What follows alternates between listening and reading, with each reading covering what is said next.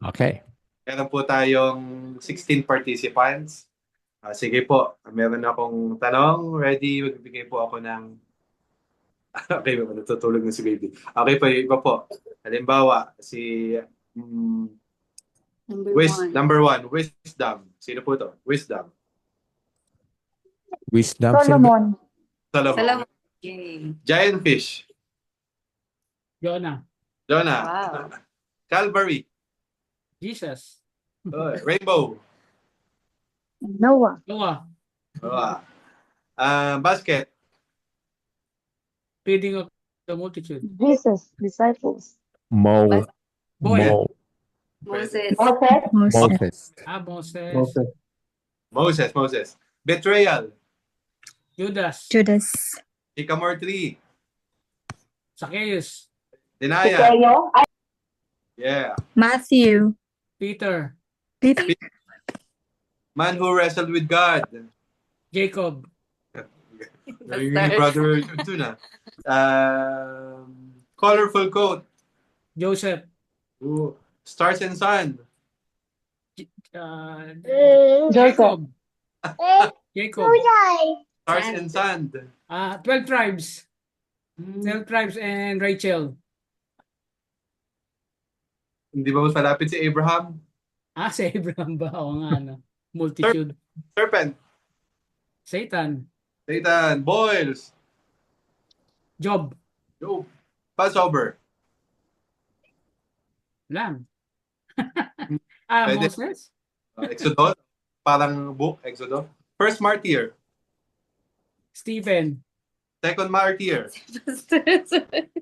Mahirap yan. Hindi ko alam yung second. James. Si James pala. Maraming sagot. Meron pong premyo kay Pastor Noel.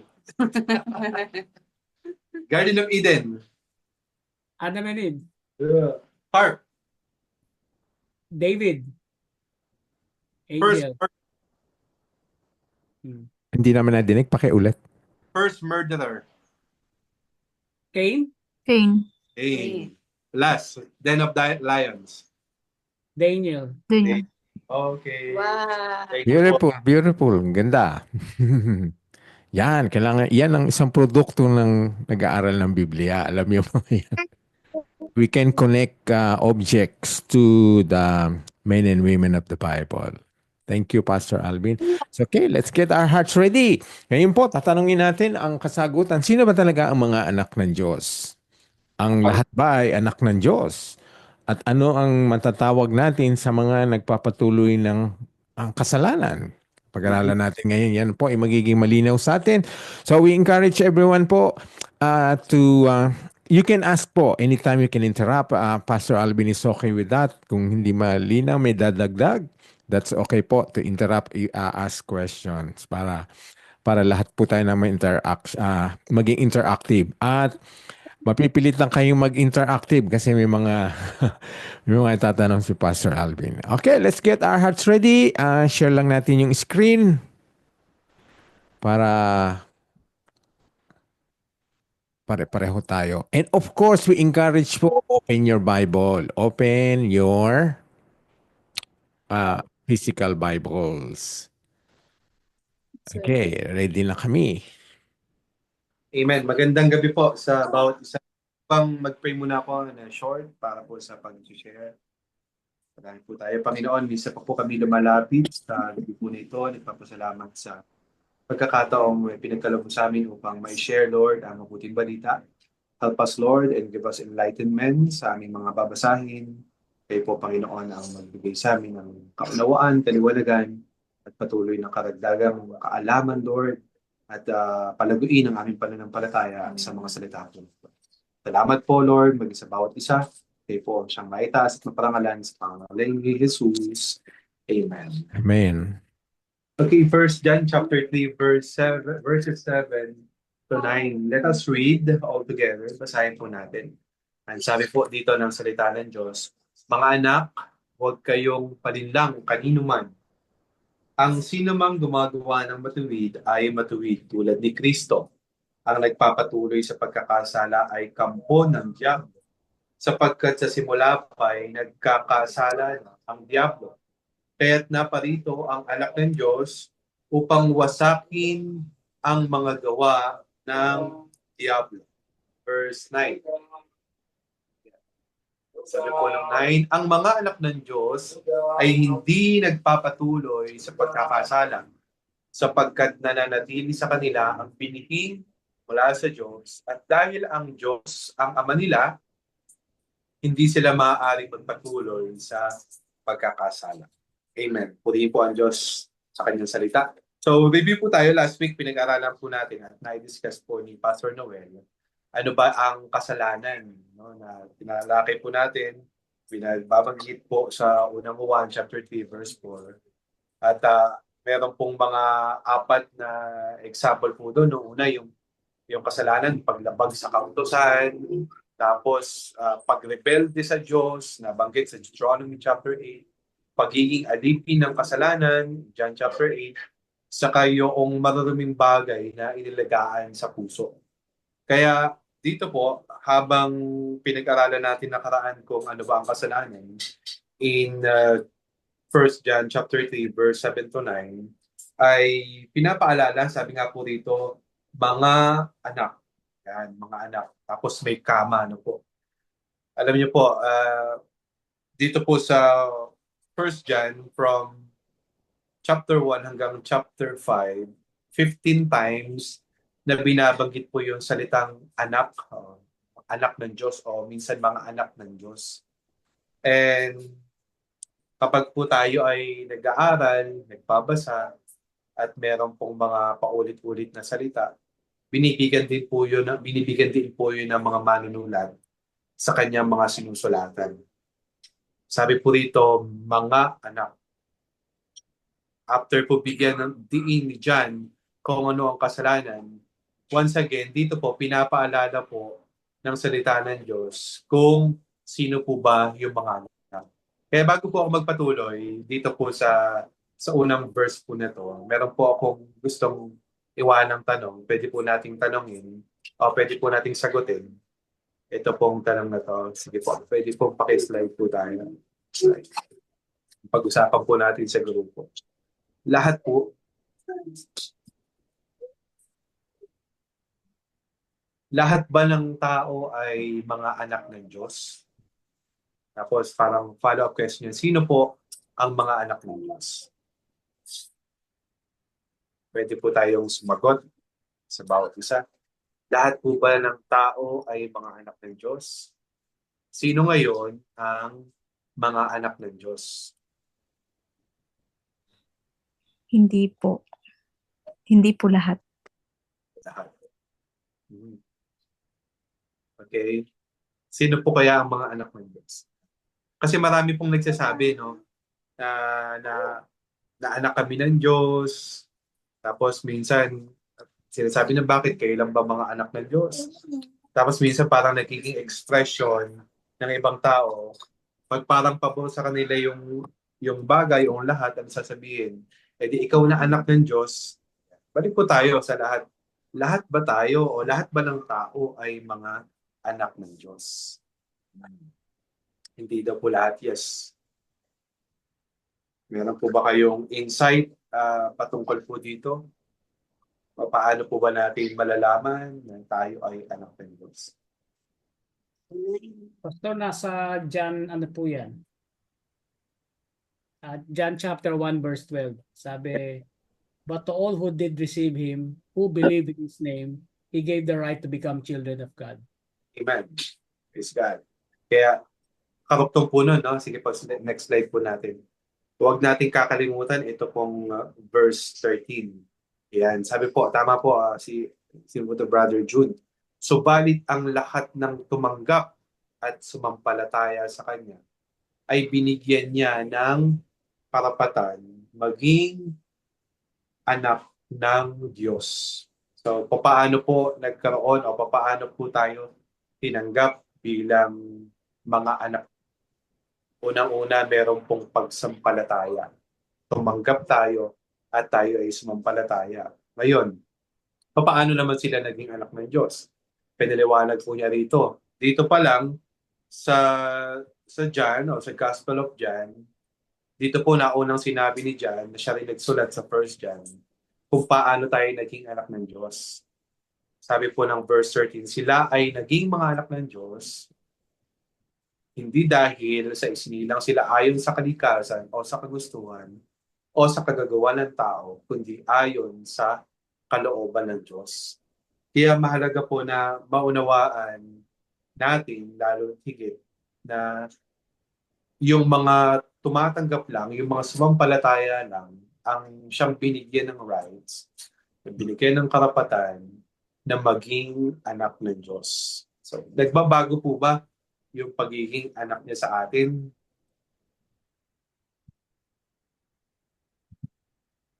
Tayo bilang mga anak ng Diyos.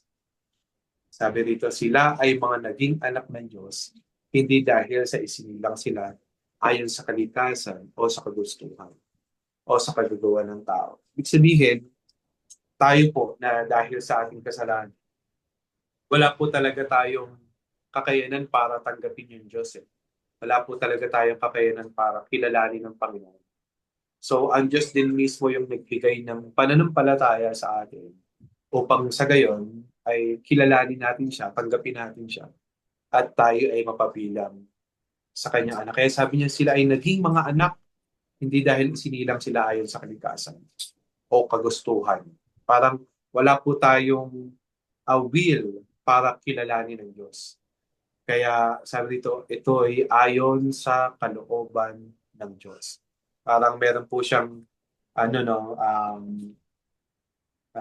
ibibigay po dito sa si Paul, sinabi niya rin po sa Efeso, before the foundation of the earth, pinili po tayo ng Diyos. Ibig sabihin, yung pagkapili po na yun ng Diyos, binigyan po tayo ng binhi, ng pananampalataya para tayo ay kumilala sa Panginoon. And ganoon din po, sinasabi niya sa 1 John chapter 5, verse 1. Sabi po rito, next slide po tayo. Yan. Sabi po dito, ang bawat sumasampalataya na si Jesus, ang siyang Kristo ay anak ng Diyos. At ang sino mang umiibig sa Ama ay umiibig din sa anak. Yan. Kung papansinin po natin yung Bible natin, ginawa ko lang po siyang parang capital letter. Kasi marami po sa pag binasa po natin, may mga binabanggit po dito ang anak ng Diyos na nakakapital yung A, tapos yung iba small letter A, dapat maging aware po tayo. Of course, kapag small letter, tumutukoy po yun sa sangkatauhan, tapos kapag capital, tumutukoy po yun kay Jesus mismo. Ano po? And dito, sa Tagalog version po ng Bible natin, minsan yung patungkol, kagaya po ng sa ama at anak. Sa Tagalog, small letter po yung ginagamit niya, parang medyo po may konting problem yung pagkakalimbag po dyan sa Tagalog. Na kung titingnan po natin, ito ay tumutukoy sa Diyos Ama o sa God. Ito tumutukoy. Kaya sabi po dito, sa verse 7, huwag kayong paninlang kanino man. Huwag kayong paninlang kanino man. Bakit po? Kasi nga, tandaan po natin na yung mga false teachers na nakapaligid sa kanila ay nililito yung kanilang faith. Na nagtuturo si Jesus ay anak ng Diyos talaga, hindi siya naging tao. Na sa kanyang, ayun po yung laging tinuturo nila. Na maunawaan po natin, past few tawag ito, pag-aaral po natin, binanggit po natin dito, pinag-aralan po natin, napakalaga nung incarnation ni Jesus, yung pagkatawang tao ng Panginoon. Kasi nga, in their times, nililito yung kanilang pananampalataya pagdating sa pagiging Diyos ni Kristo. Kaya sabi niya, huwag kayong paninlang kanino man. Ang sino mang gumagawa ng matuwid ay matuwid tulad ni Kristo. Kaya, sabi po sa verse 8,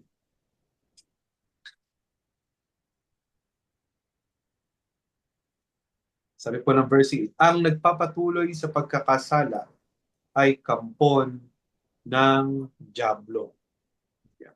Sapagkat sa simula pa'y nagkakasala na ang dyablo, kaya't naparito ang anak ng Diyos upang wasakin ang mga gawa ng dyablo.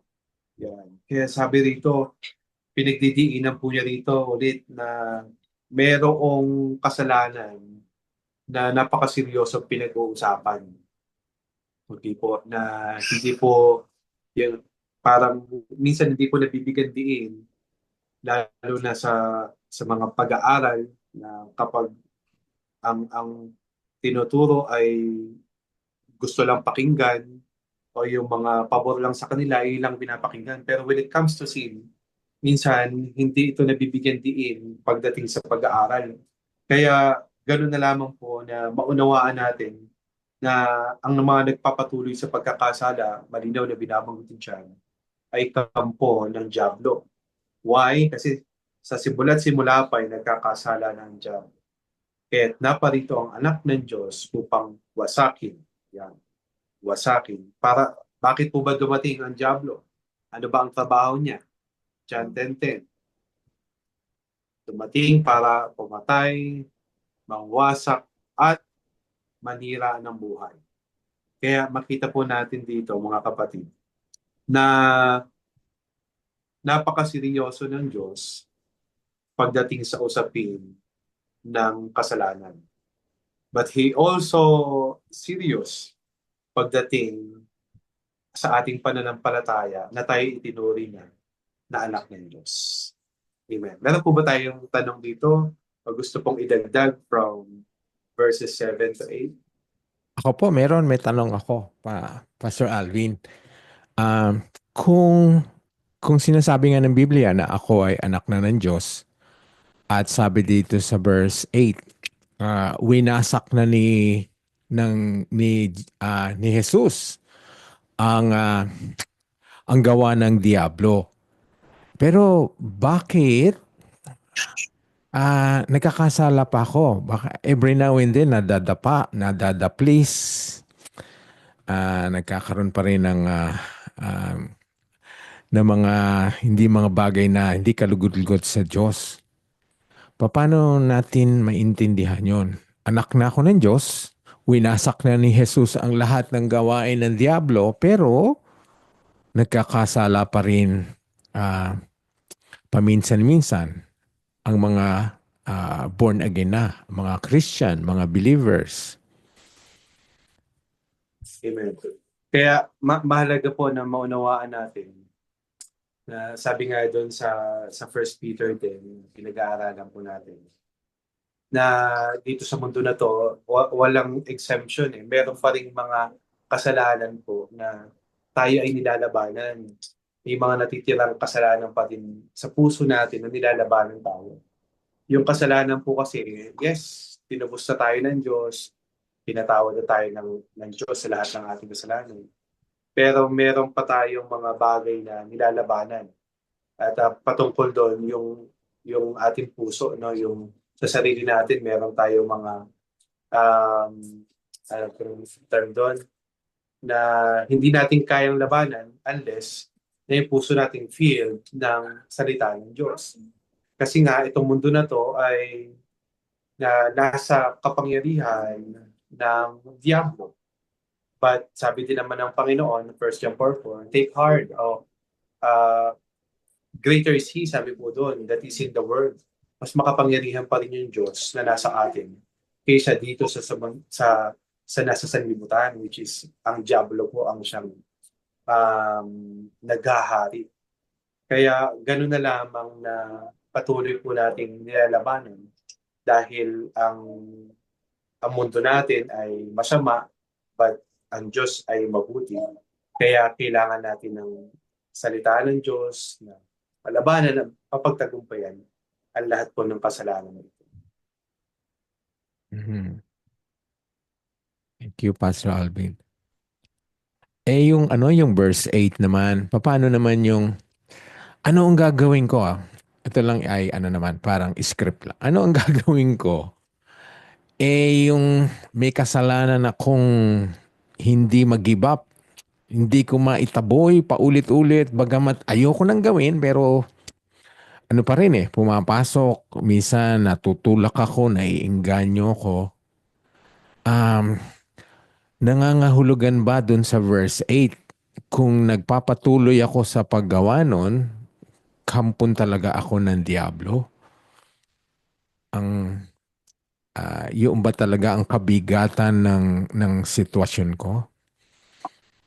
Ah, dapat po maintindihan kasi natin ito na ito ay sulat sa mga mananampalataya. Kanya lang, maaaring meron po siyang mga listeners that time na sabi nga dito, ginugulo yung kanilang pananampalataya. Kaya makita natin ito na kapag tayo ay anak ng Diyos, in verse 9, binigyan pa yan ng diin ng Panginoon. And sabi po dito sa 9, ang mga anak ng Diyos ay hindi nagpapatuloy sa pagkakasala. Yan. Pero in verse 8, sabi po niya rito, ang nagpapatuloy sa pagkakasala ay kampo ng diablo. So meron talagang kasalanan na kumikilos sa isang tao na hindi pa kumikilala sa Panginoon. At maaari sila magpatuloy doon. Sabi dito, sapagkat sa simula pa'y nagkakasala na ang diablo. Kaya naparito ang anak ng Diyos upang wasakin na ang mga gawa ng diablo. So kapag ang isang anak ng Diyos, o kapag tayo ay anak ng Diyos, hindi na tayo nagpapatuloy sa pagkakasala. Sapagkat nananatili sa kanila ang binhing mula sa Diyos. Hindi na po pwede hindi kasi po pwedeng mabago yung pagiging anak po natin sa Diyos. Ibig sabihin, yung mga bagay na pinasimulan sa atin ng Diyos, kung talagang kumilala sa Panginoon, hindi po magpapatuloy sa pagkakasala. Parang, hindi po ba, may mga anak po tayo. Yung anak natin nagkamali. Sabihin po natin na meron siyang hindi nagawang tama. Mapapagalitan mo siya, mapokorek mo siya, mapapalo mo siya. Pero hindi magbabago yung pagiging anak natin sa kanila. Hindi magbabago yung relasyon po ng anak sa ama.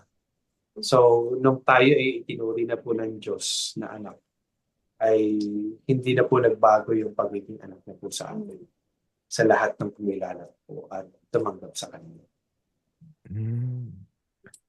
So, Pastor Alvin, itong verse 9 naman. Sabi nga, tayong mga anak ng Diyos ay hindi na nagpapatuloy sa pagkakasala. Binigay sa atin dito yung reason. Ang sabi, sapagkat nananatili sa kanila ang binhing mula sa Diyos. Pastor Alvin, ano yung mga binhing galing sa Diyos na nasa atin na makakatulong sa atin na hindi na tayo magpatuloy ng pagkakasala? Ano kaya yon yung mga binhing? So, mga binhi po na yan, itinutukoy ay yung righteousness of God. Of course, yung katwiran po ng Diyos sa atin. Kasi time will come, hindi na yung kasalanan po natin yung makikita sa atin pag umarap tayo sa Diyos. Kundi yung katwiran na po ng Diyos sa atin. Actually, hindi talaga tayo karapat-dapat na patawarin, na maging anak unless ang tao kilalanin po si Jesus bilang sarili ng Diyos at tagapagligtas. Yung binhi po na yun ay tumutukoy doon po sa righteousness ni Jesus. Yung katwiran pong inilagay po ng Diyos sa atin. Ang ganda pala, no? Ang ganda pala ng posisyon ng mga anak ng Diyos.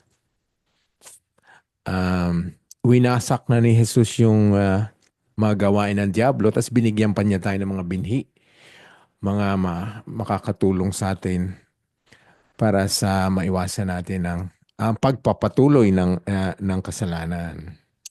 Amen. Salamat, Pastor Alvin. Yes. Kaya, ngayon, sabi ko nga po rito sa verse 9, yung next slide po natin, yung question po natin pag-usapan. Bakit hindi tayo pwede magpatuloy sa pagkakasala? O bakit di pwedeng magpatuloy sa pagkakasala ang mga anak ng Diyos?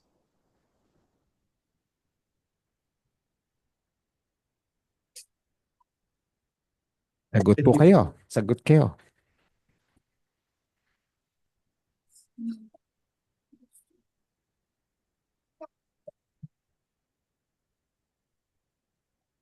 Kita po natin, no?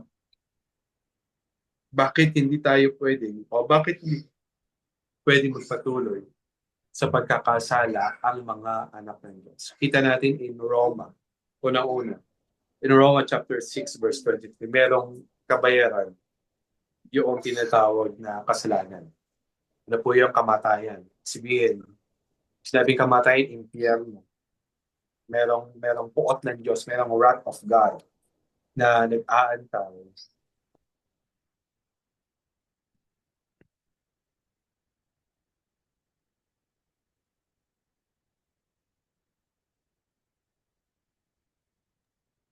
Nawala po audio niyo, Pastor.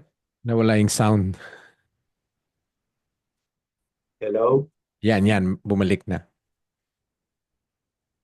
Okay, sabi po rito,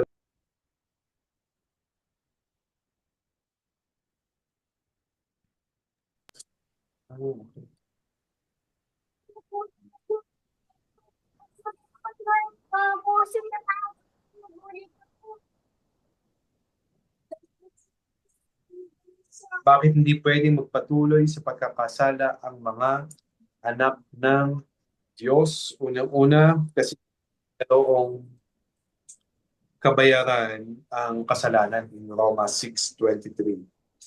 At ito ay kamatayan, ito ay mabulit sa impyerno, matitikman ng puot ng Diyos, at maintindihan natin na tayo ay hindi nakampo ng Diablo. Anak ka na ng Diyos at ang Diyos ang mag-iingat sa iyo. Kaya nga, paano po yung ang tao, halimbawa na tumalikod sa pananampalataya, sila pa ba ay may tuturing na anak ng Diyos?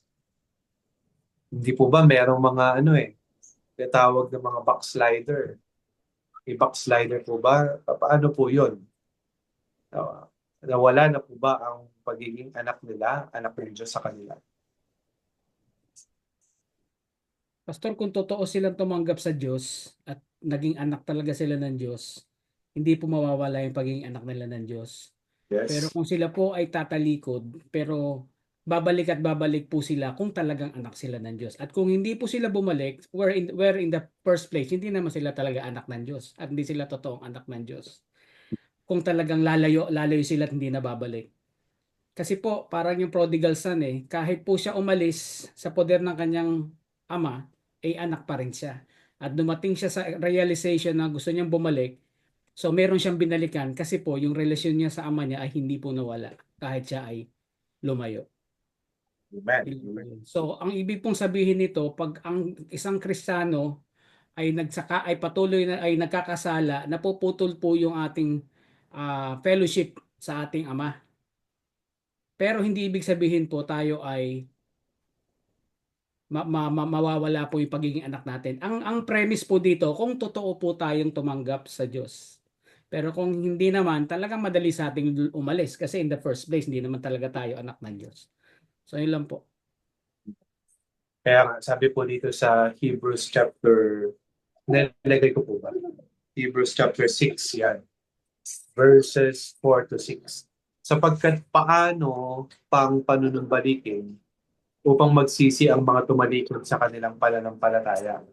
So, ito parang isang malaking tanong dun sa mga tao na tumatalikod sa pananampalataya. Sabi dito, dati, naliwanagan na sila. Nakalasap ng mga kalangit, nakaloob at naging kabilang sa mga tumanggap ng Espiritu Santo. So talagang yung po ito, no? Yan, na born again. Sabi po dito, next slide. Nakalasap na rin sila ng kabutihan ng salita ng Diyos at nakadama ng kapangyarihan ng Diyos na lubusang mahahayag sa panahong darating. Verse 6, kapag sila'y tumalikod pagkatapos malasap ang lahat ng ito, hindi na sila maaaring panumbalikin upang magsisi sapagkat muli nilang ipinapako sa krus at inilalantad sa kahiyan ang anak ng Diyos. Parang totoo po, napaka-imposible sa isang tao na siya ay tumalikod sa pananampalataya kung talagang nalasap niya na yung kabutihan ng Panginoon. Amen po. Kaya nga, kung talagang naranasan ng tao, hindi po pwede kasing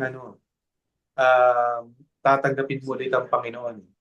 Sabi dito, muli nating ipapako sa krus o ilang beses pa kailangan ipako si Jesus sa krus para tanggapin mo siya ulit. At sabi dito, inilalantad sa kahiyan ang anak ng Diyos.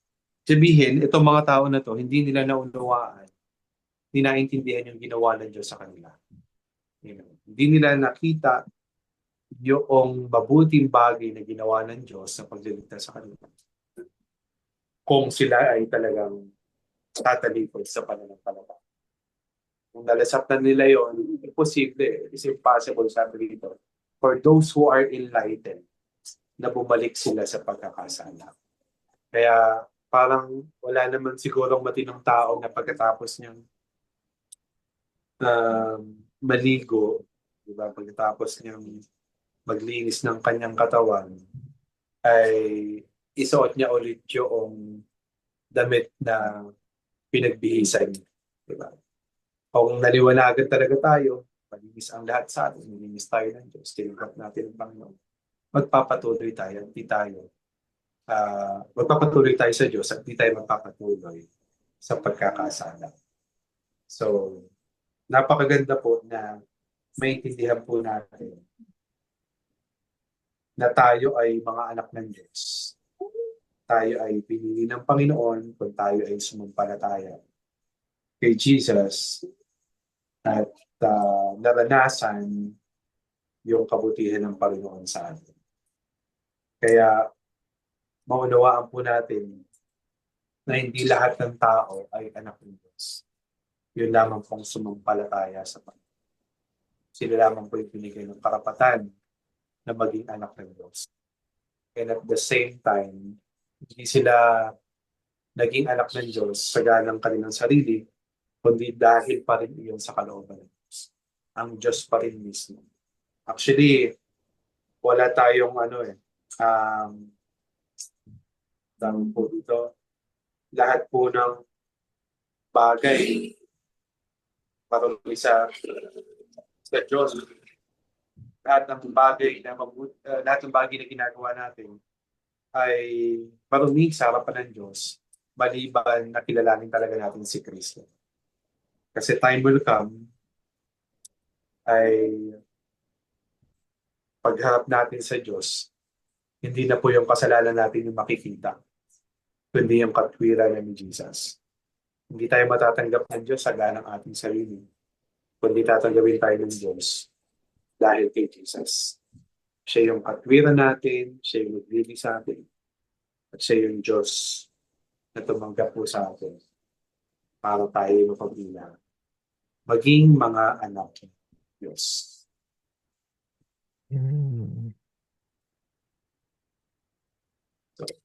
Pero Pastor Alvin, maraming tanong dito may mga kasama natin, may mga tanong sila talaga na noon ay express na paano ba talaga ma-born again? O paano tayo masasabi na tayo ay tumanggap kay Kristo?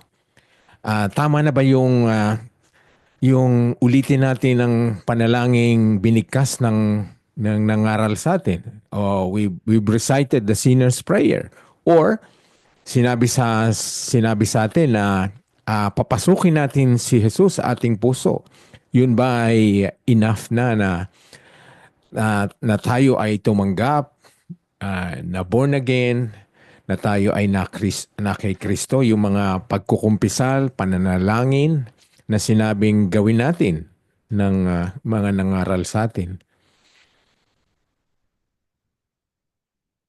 Talaga po yung yung sabi nga doon, you will know them by their fruits. Mahalaga po yung naipapumuhay yung salita ng Panginoon.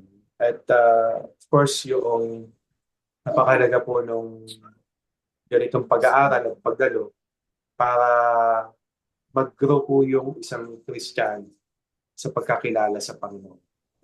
Kailangan po nung bahagi po kasi itong mga ganitong pagdadalo, pag-aaral para doon sa ating kaligtasan.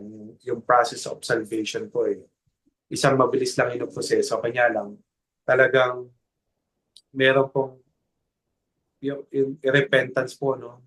Talagang turning away from sin, talagang tatalikod ka sa kasalanan. At susundin mo kung ano yung sinasabi po ng salita ng Diyos. Mm. Kailangan talaga maintindihan natin. Pero ito palang Hebrews chapter 6, kung talagang unawain po natin, ang sinasabi nito ay ang isang ang ganda ng ang isa na naliwanagan na, naintindihan na niya ang ebanghelyo. Natikman na niya ang mga makalangit na kaloob, heavenly gifts. At tumanggap na siya ng Holy Spirit. Pero posible pa ring tumalikod. Kasi 'di ba 'yun ang hindi pala enough niya na 'yun nga, naintindihan na natin ang ebanghelyo, naintindihan na natin bakit pinako si Jesus, bakit siya namatay. We've experienced and we use yung mga heavenly gifts na binigay sa atin, mga spiritual gifts. At the Holy Spirit ay nasa atin na, pero posible pa rin tumalikod. So ang sinasabi ng Hebrew 6 ay mabigat. Posible kang tumalikod, pero imposible nang bumalik ka uli. Yeah. Ang bigat ng ng sitwasyon kung hindi talaga tayo kakapit sa Panginoon at yung nga makita sa atin yung pagtalikod ng kasalanan. Kaya nga yung First John na pinapag-aralan natin, kung talagang tayo ay na kay Kristo, tayo ay anak ng Diyos, hindi tayo magpapatuloy ng kasalanan. Kasi although naliwanagan tayo, nakalasap na tayo ng mga heavenly gifts, tumanggap na tayo ng Holy Spirit, sinasabing nasa atin na, pero posibleng tumalikod tayo. So Parang, kailangan pakaingatan talaga natin. parang sinasabi po dito kasi pastor na ah, imposible po na parang sinasabi po dito ng Hebrews, kapag sila'y tumalikod pagkatapos malasap ang lahat ng ito, hindi na sila maaaring panumbalikin. Parang imposible po talaga sa isang tao na kung ikaw ay talagang anak ng Diyos na magpatuloy ka pa dito sa ganitong uri ng pagkakasala. Kasi nga, nilalantad, parang isang beses lang natin ito pwedeng tanggapin ng Diyos. Tuwing magkakasala ba tayo, tatanggapin natin ng Diyos. Susunod ba tayo ulit sa sinner's prayer para tanggapin siya? Parang yun. Nawala uli, Pastor Wala Alvin. ulit, Pastor. Nawala uli yung sound. Pastor, pwedeng mag-share ako ng sarili kong pagkakaunawa. Sige, Ronel. Siguro, pag tinanggap na natin ng Diyos, hindi tayo mawawala sa Kanya. Tayo ay mananatiling anak niya. Pero, di pala pero, walang makakaalis po ng salvation sa atin. Except sa ating mga sarili. Pagka tayo tumanggap sa Panginoon, and then one point, isunuko natin siya, nireject natin siya, bumalik tayo sa kasalanan, I think yun po yung tendency. Ito po yung tinutukoy po siguro ng writer ng Hebreo na May mga tumanggap sa Panginoon dati, tapos tumalikod na lang at one point dahil natukso uli sila ng mundo, naniwala sila sa ibang katuruan, kaya tuluyan silang tumalikod. Dati po silang tumanggap.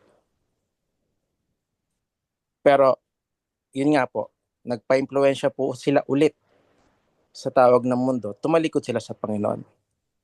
So, ang summary lang po ng aking ibig sabihin is, tayo po'y mananatiling ligtas kahit po tayo patuloy nagkakasala.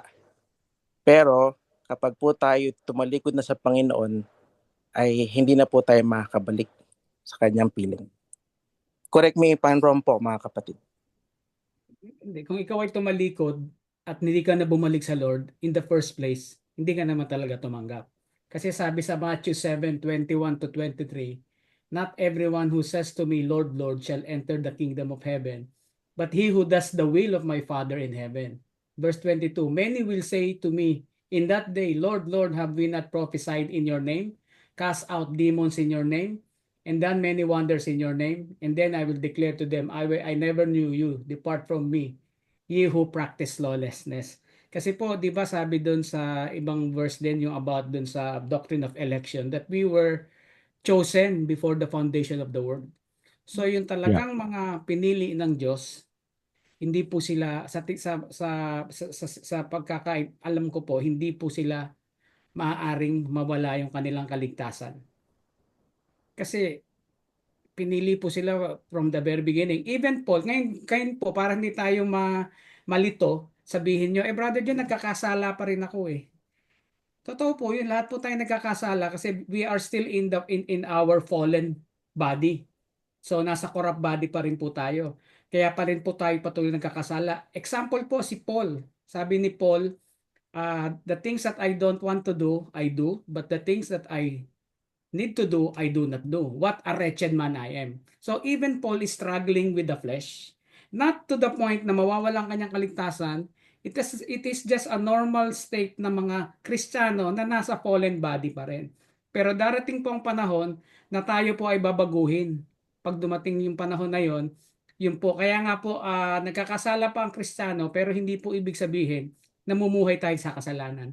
Kasi na-overcome na po natin yung kasalanan through the blood of Jesus Christ.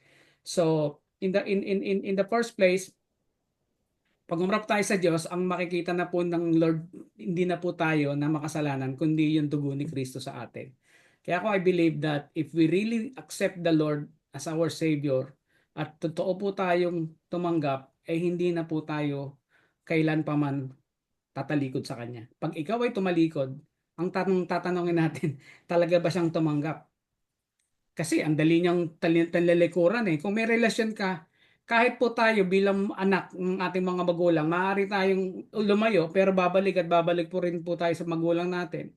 Di ba sa flesh, di lalo na po yun pag tayo ay nakakilala na sa Diyos. Darating po ang panahon na we will come into our senses and we will go back to the Lord. Pero yung mga taong hindi na bumalik, hindi po sila talaga totoong tumanggap. So, yun lang po ang aking pananiwala po. Hello po. Dax po. Dax, sige. Opo, naalala ko po yung preaching nyo nung naraan, Pastor, yung parang hawak po tayo ni Christ, tsaka hawak po tayo ng God the Father. Parang they can never, no one can snatch out of their hand. Parang double assurance yung natin, salvation natin. Kung talagang tunay po yung salvation natin. Parang talagang walang, hindi tayo makakaalis sa kanilang kamay. Parang gano'n po. Very, very assuring po yung Bible verse na yun. Oo nga, kaya nga yun. Totoo yun. Dax, totoo yun. Sabi nga, yung mismong salita ni Jesus, sabi niya, no one can pluck them out of my hands. Sabi, ang mga binigay mo sa akin, sabi niya, doon sa John yung panalangin niya, I will lose none. Walang mawawala. Kaya nga, ang tanong nga ngayon doon, kaya nga yung sinasabi natin kanina, talagang yung mga na-born again, yung talagang tunay na na-born again, tunay na naging anak ng Diyos ay hindi na mawawala, hindi na tatalikod at hindi na sila magpapatuloy sa kasalanan. Kasi nga yun ang first evidence eh. Ang isang pinakamalaking ebidensya po na ang isang tao ay na born again, ah, regenerated, ang unang nabago sa kanya ay yung pakikitungo niya sa kasalanan. Yun ang unang niyang yun ang unang-unang makikita natin. So ang isang tao na born again na nagpapatuloy pa sa kasalanan, ang malaking tanong, siya ba talaga ay na born again? Siya ba ay talagang anak ng Diyos? Kasi malinaw tong 1 John 3:9. Ang anak ng Diyos ay hindi nagpapatuloy sa pagkakasala. Dahil ang Diyos ang ama nila, hindi sila maaaring magpatuloy sa pagkakasala. So I think that's yun ang pinaka-ebidensyang makikita natin sa isang tao at maaaring itanong natin sa sarili natin. Kung ako ba ay born again, pero bakit ginagawa ko pa to? Bakit tinutuloy ko pa ito na alam ko ng mali? Naliwanagan na ako. Sinabi ng mali, na-explain na sa akin. Yon. Pastor, dagdag lang din po. Sige. Yeah, Pearl. Sige. Dinig po ako, naka-headset po kasi. Yeah, nadinig ka namin. Dagdag ko lang din po, nakasabi sa John 8:31-32 na Jesus said to the people who believe in Him, "You are truly my disciples if you remain faithful to my teachings, and you will know the truth, and the truth will set you free." So, saglit lang po. So parang faith must be ongoing kasi marami din kasing disciple na they just believe Christ for a short while because of His miracle working power, but they're not willing to accept all His teachings. Ayaw nilang sumunod sa kanyang kasulatan, and they do not grow in their understanding. Parang walang intention to really study the word. It's like a shallow faith na parang pagdating ng mga challenges, they just fall away kasi wala naman talagang perseverance to really keep trusting on His word. So, yun po. Yeah, beautiful. Thanks, Pearl.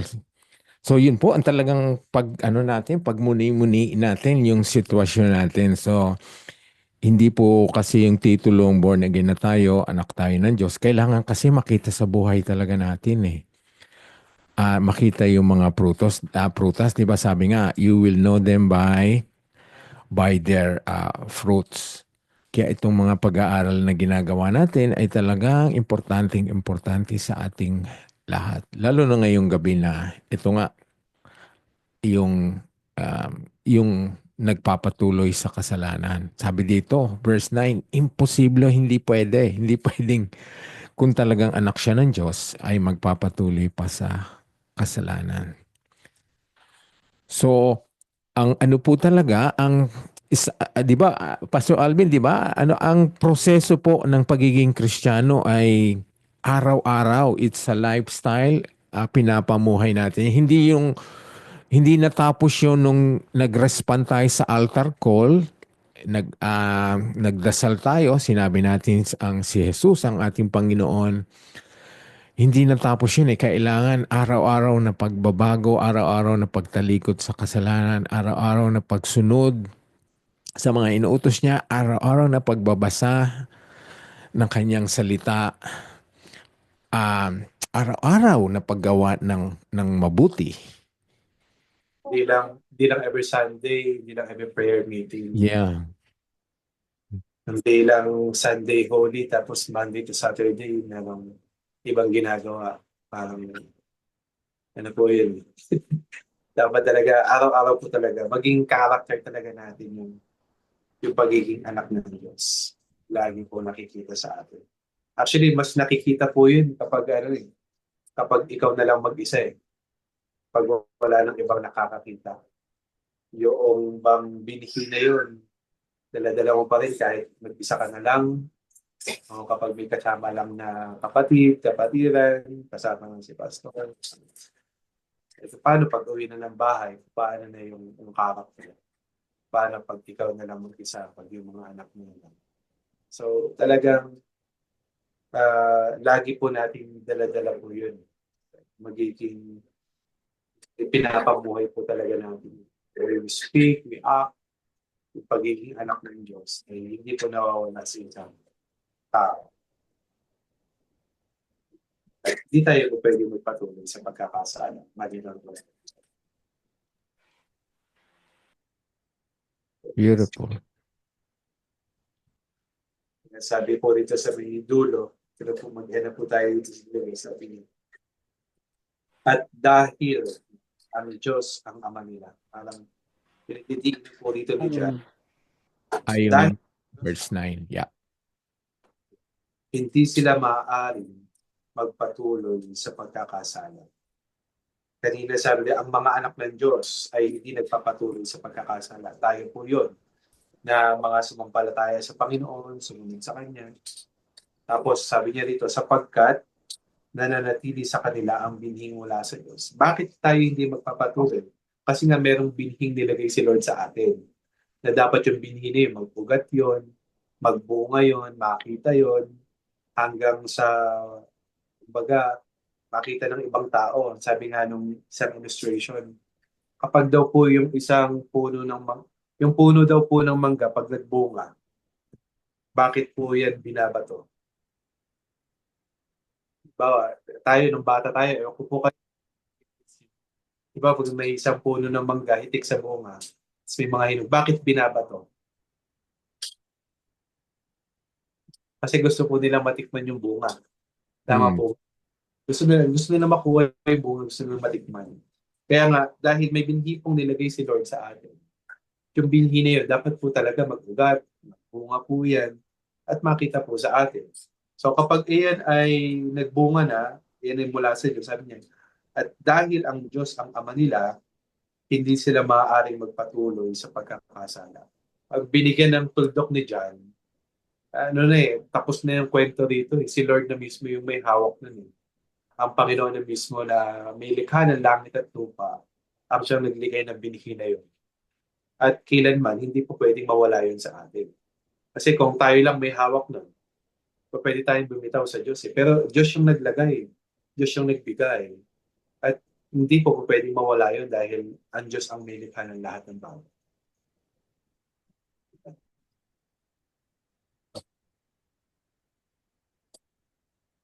Kaya, Sige, Pastor Alvin. kaya makita po natin dito kung gaano kaganda yung binibigay po sa atin na pangako ng Diyos at reminder ng Diyos sa lahat ng mga tumanggap at sumampalataya sa Kanya. Tayo ay anak ng Diyos. At di po magbabago yung estado na yon dahil nga ang Diyos na ang may hawak po nun. Ang Diyos ang may lagay po nun. Hindi na tayo po pwede pang magpatuloy. Sabihin, intentional pa pwede mong gawin, pwede ka magkasala. Pwede mong intentional sabi rito. Pero hindi mo na pa pwedeng gawin yun. Kung talagang naliwalagan kang anak ka ng Diyos. Hindi ka na po pwedeng magpatuloy pa sa ganung pagkakasala. Namumuhay po tayo bilang anak ng Diyos. Yun. Meron Maganda na po. lastly, meron na po tayong knowledge, di ba, pagdating sa kung ano ang kasalanan, hindi dahil sa ating sarili, kundi dahil sa Espiritu ng Diyos na inilagay sa atin. Alam na po natin yun, kaya napakaseryoso ni Lord when it comes to sin. Kaya maunawaan natin na tayo ay binigyan ng karapatan ng anak ng Diyos dahil kay Kristo. Kay Jesus lamang po, hindi dahil sa ating lakas. Wala tayong kakainang tanggapin ng Diyos dahil patay tayo sa kasalanan. Parang yung spirit natin is dead. Wala tong any way para kilalanin ng Diyos. But one time, binuhay ng Diyos yung espiritu natin patay. At nagkaroon tayo ng pagnanasa na kilalanin ng Diyos. Nung patay tayo sa kasalanan, walang anumang motivation na sumamba tayo sa Diyos. Wala tayong anumang motivation na pumunta ng church, manalangin. Because patay tayo sa kasalanan. Pero binuhay ng Diyos yung ating espiritu.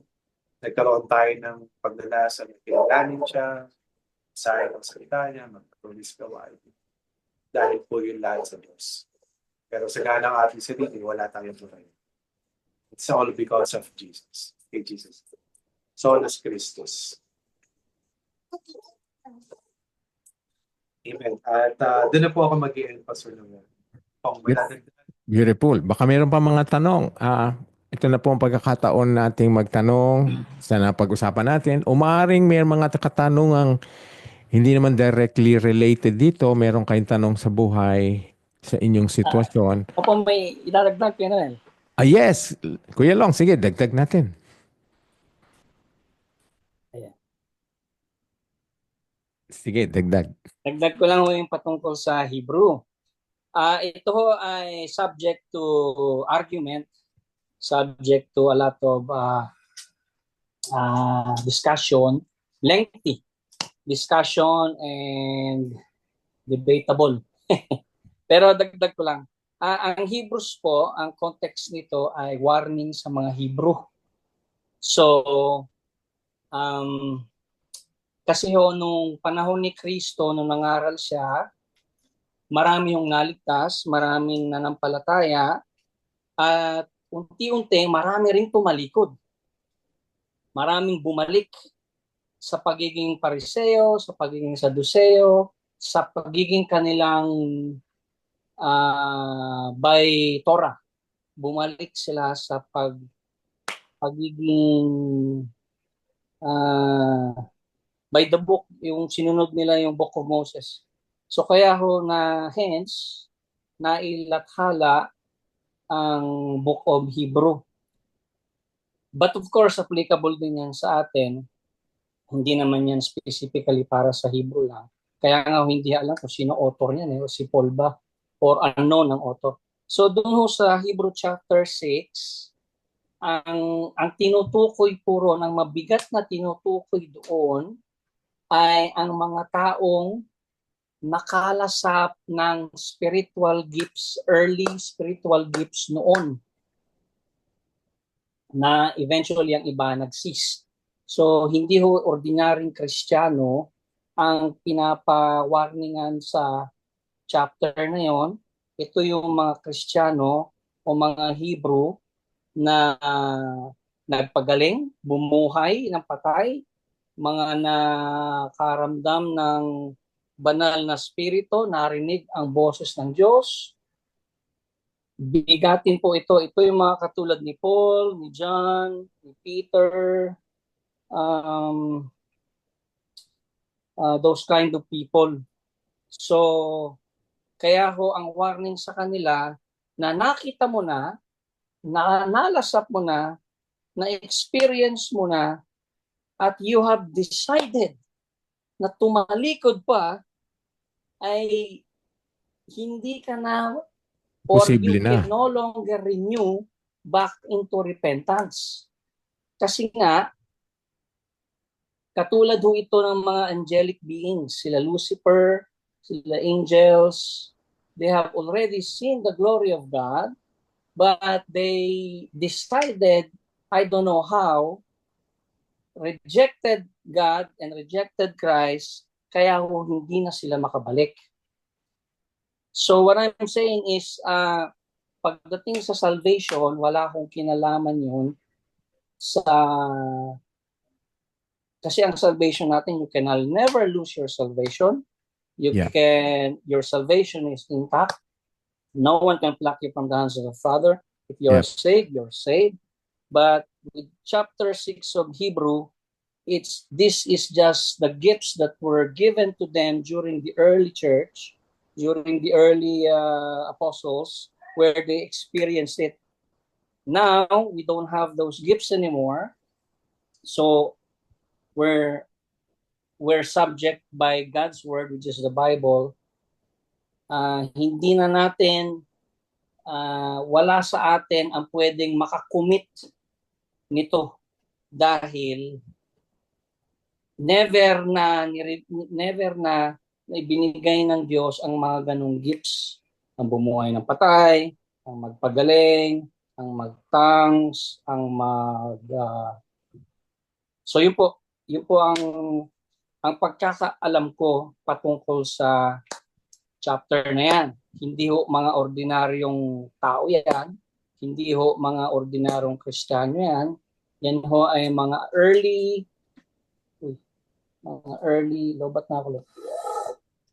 people. So, kung sa ngayon po, para sa akin, hindi ho yan mangyayari na or hindi na natin yan makukumit. Kasi we're subject to the Word of God, which is the Bible. But noon, since winarningan yung mga Hebrew, kasi nga ho, may mga tumatalikod, may mga bumabalik. Which is the warning. But of course, tama nga yung mga sinabi nating verse na if you are not if you deny Christ or decline or go back to your sin, you're never a Christian in the first place. Tama po yun. But ito nga sa Hebrew 6, warning po ito sa mga bumalik muli. Pero hindi na ho natin yung makukumit. Yun lang po ang sa akin. Yun lang po. Yeah, kaya nga maganda binigyan tayo ng assurance of salvation ng Biblia. Correct. Yeah. Kaya yun ang kailangan makita sa atin ang bunga ng pagtalikod sa kasalanan. Salamat at meron tayong Diyos na nag-aalaga sa atin, meron tayong church, meron tayong mga kapatiran, meron tayong salita ng Diyos para tayo ay mamuhay ng tama. Okay, thank you Kuya Long. Sino pa po ang may katanungan? Bago tayo magtapos, wag po kayong mag-aatubili na magtanong para lahat po ay malinaw. Ang subject po natin ngayong gabi ay sino ba ang mga anak ng Diyos? Nalaman natin na ang mga anak ng Diyos ay hindi nagpapatuloy sa kasalanan. Anyone po? Mayroong question pa bago tayo magtapos?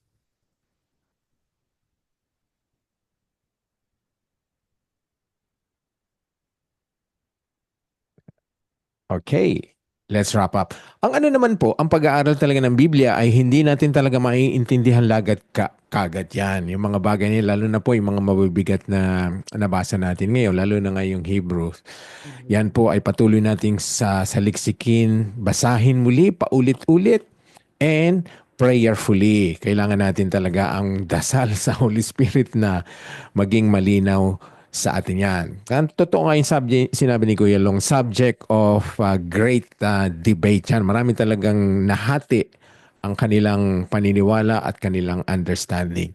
Pero sa atin po, ang nag-highlight po ngayong gabi ay ang 1 John 3:9 uli. Ang mga anak ng Diyos ay hindi na nagpapatuloy sa pagkakasala. Sapagkat nasa kanila na ang seed, binhi na galing sa Diyos. God is our Father and we are His children.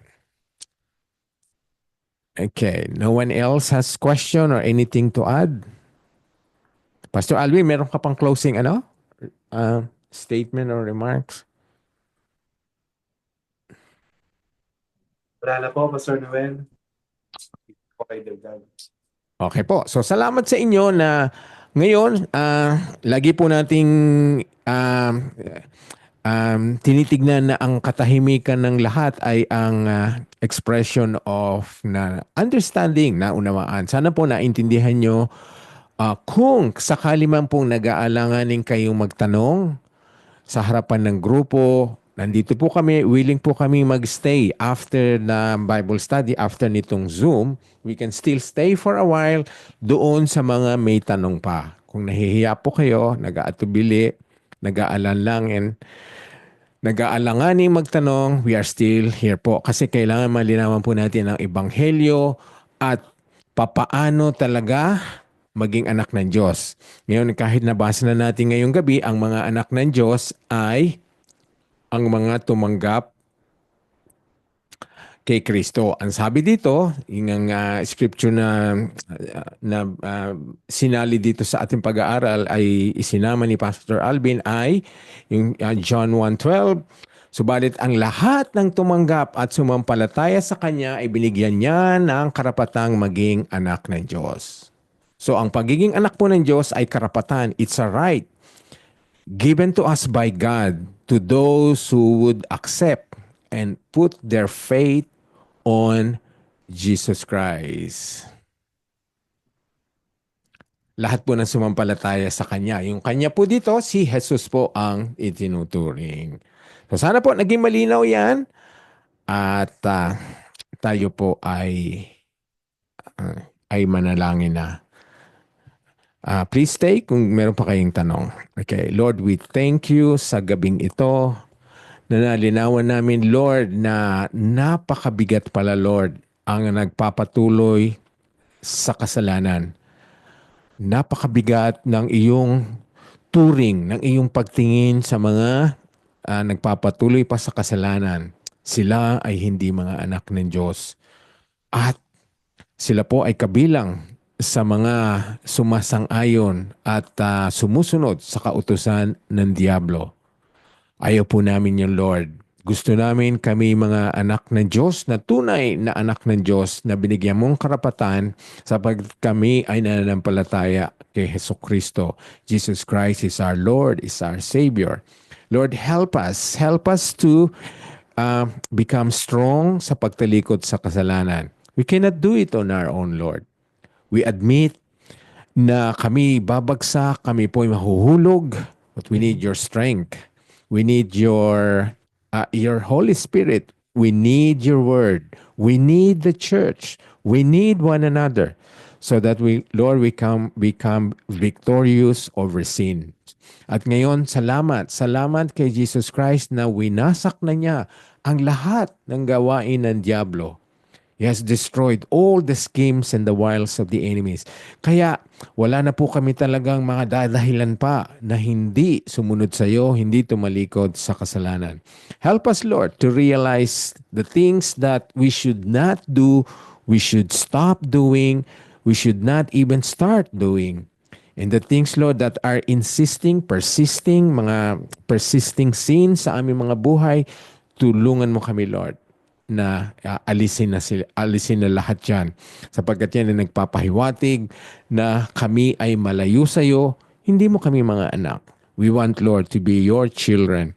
Not only, Lord, from the declaration of our lips, but that is, Lord, the firm stand. Yan na po ang katayuang nanggagaling sa aming puso. Salamat, Panginoon, sa pagtuturo mo ngayong gabi, sa paggamit mo kay Pastor Alvin, sa lahat po na nag-contribute, nag-participate, nagtanong, nagbigay ng mga karagdagang kaalaman, insights. Thank you, Lord, sa masagana at interactive na pag-aaral ngayong gabi. Basbasan mo kami na nandito ngayon. Pinupuri ka namin at pinapasalamatan sa pangalan ni Jesus. Amen. So we welcome in our group po, welcome Girly at Reggie, nakasama ka namin uli. Dun at saka si Anna May, sila po ang mga bagong kasama natin na sana po ay patuloy silang makakasama natin tuwing Tuesday. Okay, thank you everyone. At ready na po kayo. Sana po ready if you're willing, only if you're willing, turn on your cameras and we'll po sana. Share po muna yung screen niya. Oo nga pala, no? Sorry. I'm sorry, John. Ako na magkukuha ng photo. Sorry. Teka, alisin natin. Ayan. Teka muna, stop din natin yung recording. Tingnan niyo po na hindi kayo nakatulog. Stop natin yung recording. Baka iba po pungas-pungas. Gano'n ba? Teka, stop ko lang yung recording.